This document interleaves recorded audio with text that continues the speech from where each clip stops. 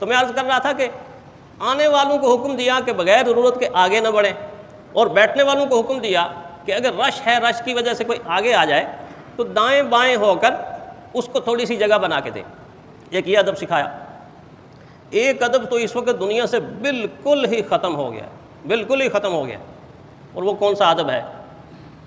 मैंने अर्ज़ किया ना कि हमारी पार्लियामेंट का जो इजलास है ये भी मजलिस ही है ना, मजलिस से कायमा और मजलिस से मुकन्नना, इसके उर्दू में नाम इस तरह ही है। या आपके मीडिया को भी जो टेबल टॉक होते हैं वो भी लोगों की एक मजलिस होती है, लोगों की एक मजलिस होती है। लेकिन मजलिस का उसूल यह है कि जब तक एक आदमी स्पीच कर रहा है, बोल रहा है, उस वक्त दूसरा आदमी ना बोले, उसकी सुने, और सुनने के बाद फिर अपने मौके पर बोले।